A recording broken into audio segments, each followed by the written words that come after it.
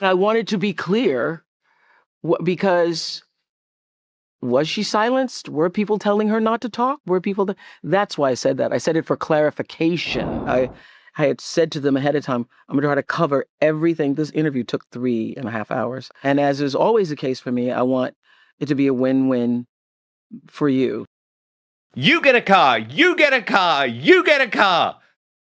You get a car. That's what Oprah Winfrey wants her legacy to be.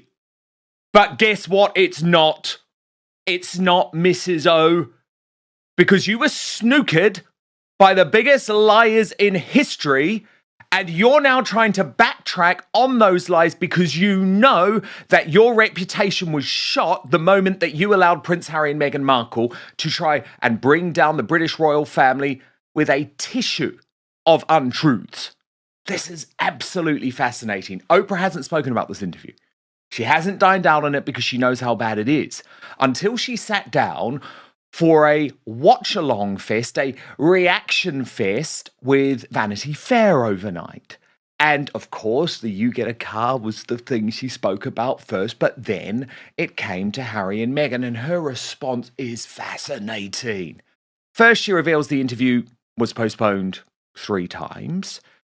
She hit back at suggestions that the couple didn't know what they were going to be asked, but she then admitted that she had told Prince Harry and Meghan that this was all about a win-win. This is going to be good for you guys, and it's going to be good for me. So they sat down to film for the 3.5 hours, and Oprah thought that her career legacy was set. Instead, as we'll soon see, she's now desperately trying to explain why she encouraged Meghan Markle's lies rather than challenged them. We're going to get an amazing reaction today from royal YouTube sensation, according to Taz. But first, let's take a look at Oprah's rewriting of history. This for my family.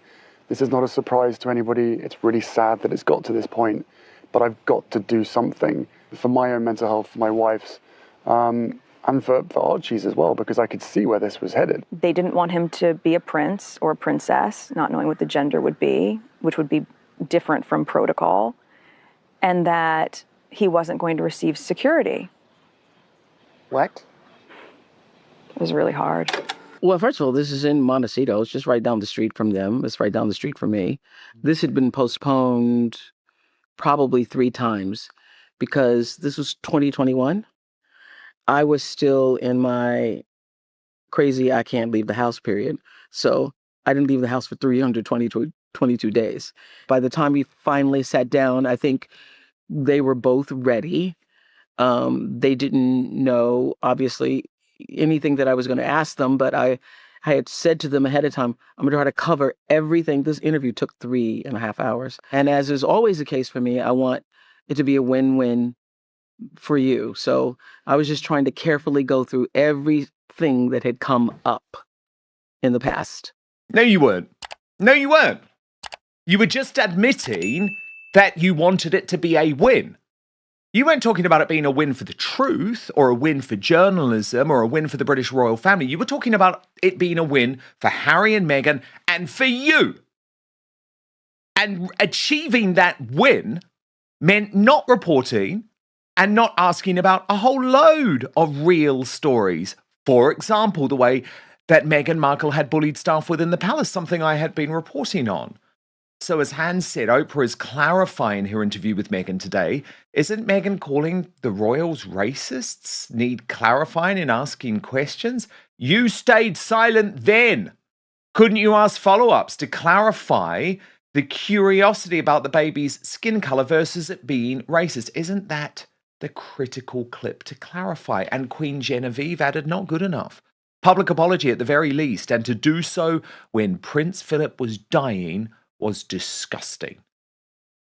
But before I get to some of the criticism that Oprah has now made of the way Prince Harry and Meghan Markle are dealing with life, I want to show you the key backtrack.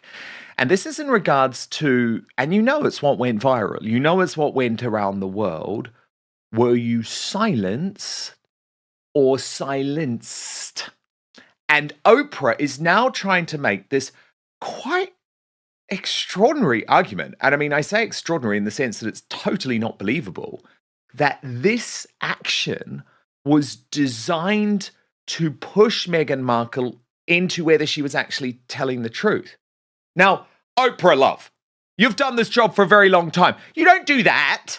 What you say is you say, oh, wow, Meghan, who told you couldn't speak? We need the names. We've got to call these people out. When did they say that? Who are you referring to? Are you sure? Because, you know, the courtiers say they offered to help you and give you whatever you needed. But she didn't do that, did she? She made one movement with her finger to her mouth, and she now claims that that gives her some type of journalistic integrity. I don't think so, Opes. Watch. If you want more hard-hitting Harry and Meghan coverage like this with the double standards called out, hit subscribe right now and turn on the notifications. Dan Wood and Outspoken has no spin, no bias, and no censorship. I've always valued independence. I've always been outspoken, especially about women's rights. I mean, that's the sad irony of the last 4 years, is I've advocated for so long for women to use their voice. And then I was silent. Were you silent or were you silenced? The latter. Okay. She's Very embarrassed. nice. I don't think I've done it since. I don't know where the hell that came from. Whoop. Okay. And I wanted to be clear because was she silenced? Were people telling her not to talk? That's why I said that. I said it for clarification because I didn't want later to hear, well, no, it wasn't that. It really was that I was silenced. They wouldn't let me talk. So it was all for clarification. Bullshit, Oprah. You've literally just said what you should have asked. Were people telling her not to talk? You didn't ask that. You didn't ask that. You played into a lie. And as a result, your legacy is now trashed, and you know it.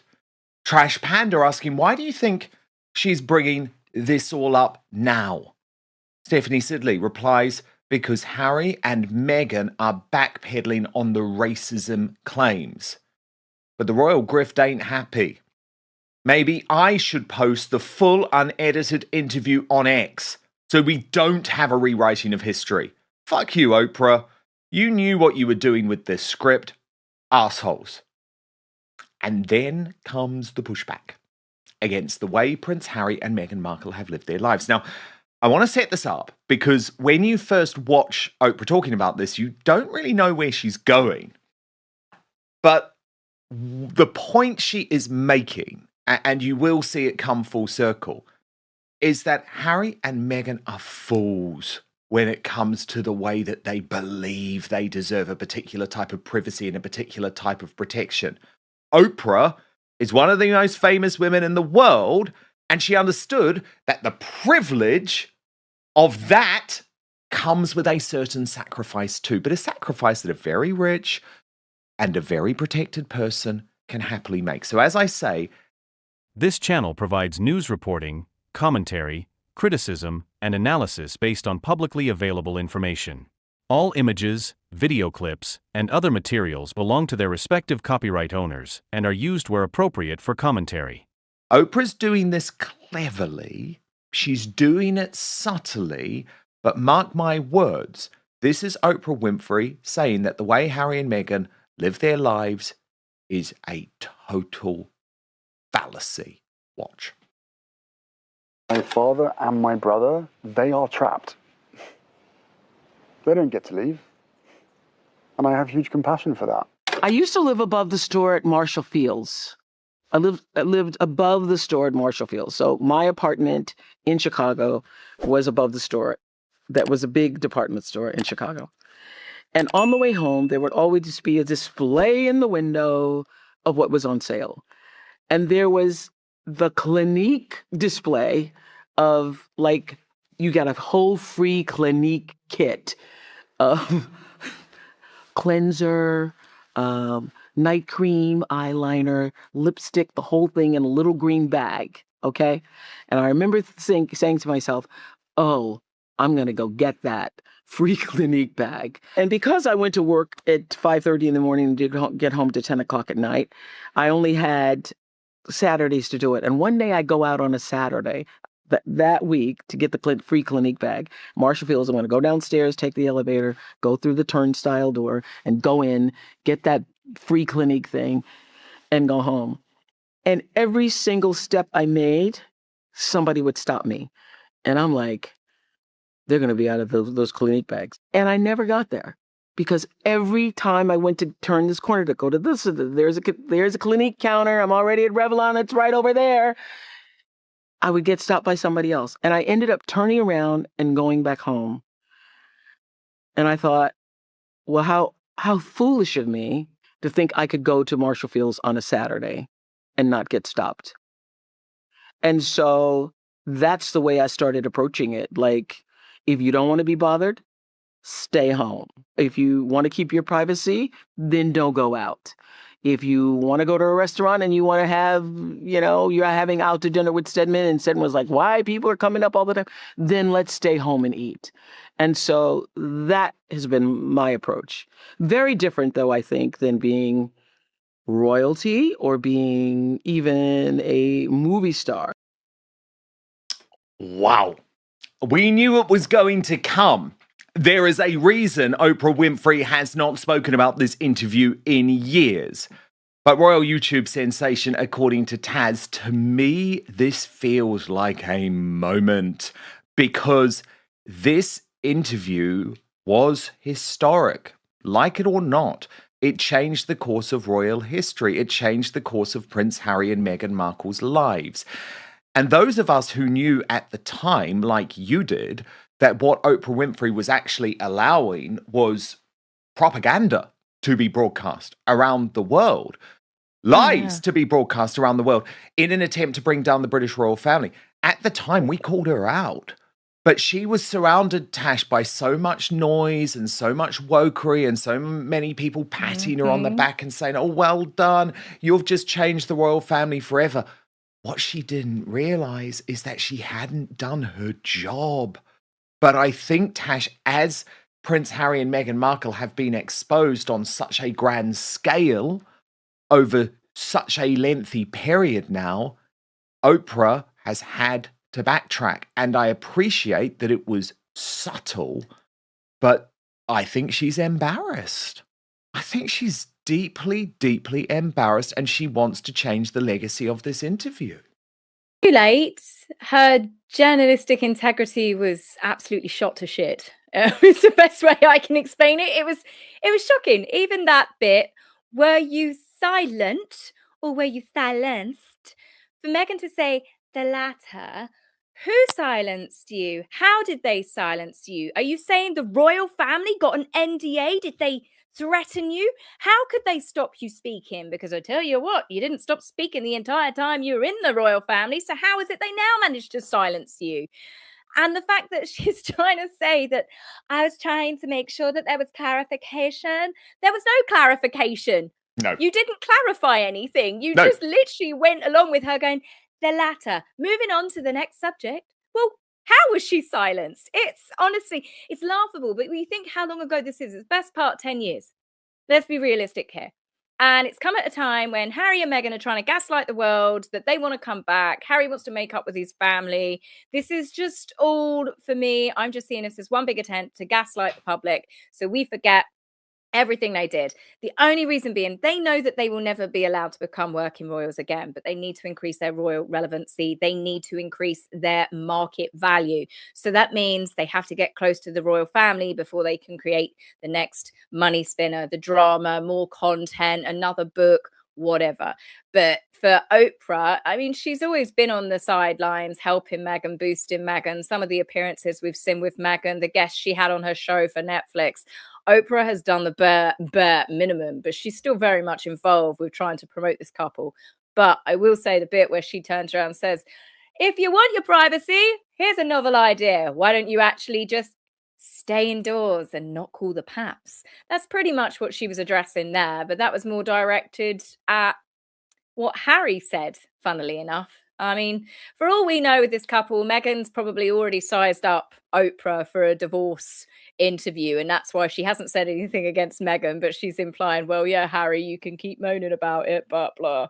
They're up to something. This is all part of a big game plan that's going on. But This Taz, she did admit quite a lot there, though, didn't she? Because no one who views themselves as any type of journalist, and I don't mean you necessarily have to be a trained journalist or anything like that, but just a seeker of the truth, no one goes into an interview telling the person who you're interviewing, oh, this is going to be a win-win.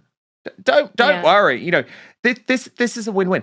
That's a very different thing. That's PR.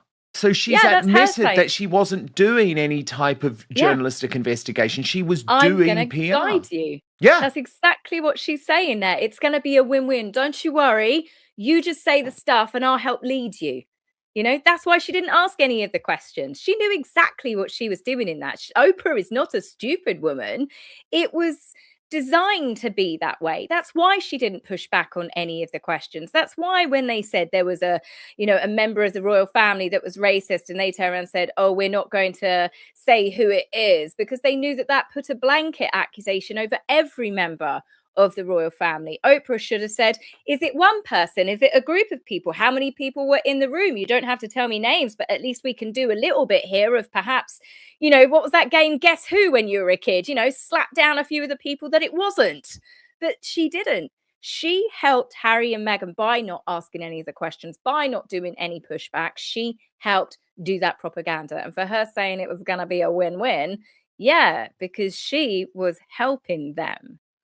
Good, she totally was, because anytime she did even gently try to nudge, what happened? All of the stories collapsed. Like in terms of the racism accusation. Oh, so what? They said it to you. This is about Archie's skin color. Oh, no. It was to Harry, and you could see how uncomfortable Harry was. Well, at that point, Oprah had to realize, okay, I've been lied to as well. But actually, what matters more here is the truth. Because sure, these people might be my friends, but imagine the respect Oprah Winfrey would have had, Tash, if over the course of the interview, she had actually been able to expose what we very quickly did, which was that there was no conversation like that. There was no racist intent. And of course, Prince Harry has now himself admitted that in that interview with Tom Bradby, where he said, oh, well, I know there's no racism because I was part of that family. Oh, and by the way, Meghan never said it. It was just the media who said it. So unfortunately, Oprah does need to do more. But I'm enjoying this, Tash. I'm enjoying this, though, because she cares about her legacy. This is what she's now most known for. It's not the interview with Michael Jackson anymore. It's this interview. It's not the you got a car anymore. It's this interview. And I think as the years go on, Tash, she's not going to be able to avoid it. And she probably will get to the point where she has to admit that, yes, I was misled. Yes, I trusted these people and I believed them because they were my friends. And yes, I should have done more. Because I think we're heading to that point. I think she's deeply mortified about it. And I think when she saw that, I could sense that she was uncomfortable. It was really interesting, wasn't it? Oh, I haven't done that since. That's not someone who's watching back a piece of work, Tash, that they're proud of. And also, it's almost like she was trying to suggest, well, I wasn't really in my right mind because I'd spent 323 days locked up at home. I was a bit COVID crazy. That's why I did it. That's why I lost all my journalistic integrity. We were all COVID crazy at that point. That was a really shit excuse. Yeah. But I honestly think when it comes to this interview, she was part of trying to help take down the monarchy. They knew they were lying. Oprah knew they were lying. You can't tell me that she didn't think that they were lying. She didn't push back on any the basic questions, So it's really obvious that they were working together. But now that Oprah's doing this, you say it's because she wants to, she's thinking of her legacy and she needs to get away from this interview. I mean, maybe there's just something else going on in the works, really, whereby Harry and Meghan have lost all of their value. If Meghan and Harry divorce, there is going to be warfare between the couple briefing against each other. And there's going to be more things that come out where it's going to be Oprah's going to get called into it, because nothing will ever make sense with this couple, no matter what the story is. They've got 3 to 5 different versions of it. They never say the same thing, even between them in the same room. And that Oprah, Harry said about the conversations, it was one person, one conversation privately with him. Meghan's like, it was multiple conversations and like she was involved in it. That was the same interview. Oprah didn't once turn around and say, well, your husband's got a different viewpoint on what actually happened. So, yeah, Oprah is trying to backpedal, but I still can't believe, would she really throw them under the bus completely and say, oh, they completely lied to me? I'm not so sure, because Meghan still will be a cash cow when she Yeah, I decides to mean, do the old exactly. divorce. I think you're right, Tash. Time will only tell, but I think actually for the moment you are right. And that's the reason she's just given her a few little nuggets here and there. Oh yeah, we'll put Yeah. your shitty project in the Oprah magazine. You know, I'll give you I'm some not gonna people talk to about bulk it. up your show. Yeah. Yeah, and that's basically a bit like with Netflix. It's like, okay, there might be a divorce coming here. That interview I want. And she would Yeah. certainly be in it to win it. It is funny though, Tash, seeing how many others are we going to over time have to watch rewrite history. Stephanie Sidley suggesting Tyler Perry will come out next and deny ever calling the Royals racist, even though we have a clip of him saying that from the Netflix show. And it is interesting, isn't it? I think a lot of these high profile people who were used over that period, Tash, are going to start feeling increasingly embarrassed, especially, by the way, when you see in America the ongoing cachet of the British royal family. For example, looking at Taylor Swift's and relationship with Prince William and Catherine, and the fact that William appeared on the New Heights podcast. I think I'm not saying they're doing this altruistically. I think they're all doing it from a place of, oh God, we backed the wrong wrong team. horse. Oh yeah, completely. I mean, the people that were, really out there defending poor little Meghan. You've got George Clooney. You've got, I think her name was Javina. She was someone, she was in a couple of things like True Blood and that. She was very vocal. She was on with Gayle King talking about the receipts that nobody has still to this day, 6-7 years later, has seen a single receipt. We've seen plenty of receipts where it's been proven Harry and Meghan have lied. We've seen plenty of receipts in court cases where Harry's emailing Jason Nuff saying, we need to cover it up that we gave this information to Finding Freedom. We've seen plenty of receipts proving that Harry and Meghan are duplicitous liars and they are bullies to other people. But we are still yet to this day to see a single receipt that any member of the royal family did anything wrong to either one of them, And and as for Harry, I mean, Oprah's got as much hope as dialing it back as Harry does. And for Harry, still trying to say, we never said the family was racist. They literally went and collected a Kennedy Award for fighting racism inside the royal family. It's Exactly, go madness. figure. It's gaslighting is out of control when it comes to those two. Go figure. Tash, a palate cleanse, because today Prince George turns 13. Here's the new picture released by the Prince and Princess of Wales, taken by their favourite photographer on the day of Trooping the Colour. But Tash, I think what is probably going to excite people most, let's take a look at it, is this new video from Kensington Palace, because it's just really special. It shows some of George's personality. And of course, we've seen snippets of these family clips before, but this one very much focused on the future king. And they're continuing that playbook, Tash, of saying, look, we're going to give you a little bit of George because we're concerned with what is coming in terms of smartphones and social media. And we hope that you're going to work with our strategy, not just the media, but members of the public too. But what do you make of these new images of George and new videos of George that we've seen today, Tash? I mean, I love them. I love the way Catherine and William do share a lot with their children, but they still keep them completely private. They don't expose their children. They don't use their children in any way. You know, for example, with Prince George, we know lots of things about Prince George. We know he likes scuba diving. We know he likes cricket. We know that he likes Led Zeppelin and AC/DC, and he plays the guitar. He's into sports. He's competitive. He plays tennis at the weekends with his sister. And this isn't because they've been overexposed. This is a gradual profile that has been built with little snippets between Catherine and William and interviews, or perhaps the children even recently on camera when it was Wimbledon, and they were saying that they practiced tennis together at the weekends. So I think Catherine and William, hats off to them as parents. They've navigated what I call shark-infested waters here, whereby their children have a very important role. Prince George is, the heir to the throne, and even Charlotte, she is the Princess Royal.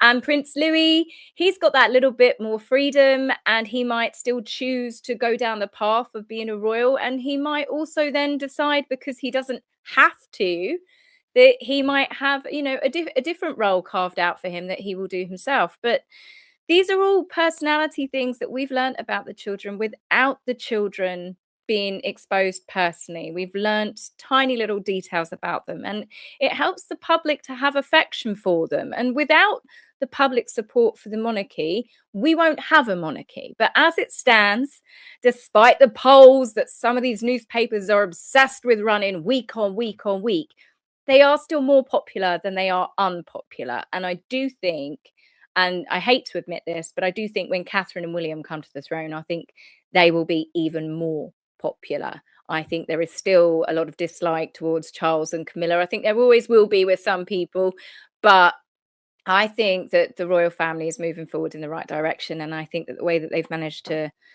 do this with their children, share a little bit, but still keep them private. I think that they've really, really, navigated, as I said, shark-infested waters. And it has proved that royal children don't need to grow up trapped. They don't need to grow up traumatized. You've got the Earl of Wessex, who's just finished college. The world is his oyster, the same as Lady Louise, his sister. They didn't have to be called a prince and a princess. They don't have to have 24/7 taxpayer-funded security. They're not hounded. So it just shows that royal children can live a toe in both worlds. It's just if it's done right. Indeed. Now, Tash, Meghan Markle and Prince Harry reported to be living separate lives as she is exposed as a mean girl again because of her appearance on MasterChef Australia. We've got the first look at this, Tash. Oh my God. I cringed, my toes curled, but you still want to see it. You still want to see it. I promise you, the edible flowers. No, it's worse. It's worse. Honestly, I promise you it's worse. You are going to want to see it because we can just laugh at it together, okay? So what we're going to do is we're going to move over to Substack in order to do that together. I hope you come and join us there. www.outspoken.live is the address. Just a reminder, the Substack is the place where all of our supporters come together in order to keep Outspoken independent, outside of the royal rota, and completely free from any corporate interference. So if you can support us there, you can subscribe completely for free. But if you can subscribe to the paid monthly and annual after show, it'd be so great to have you. www.outspoken.live.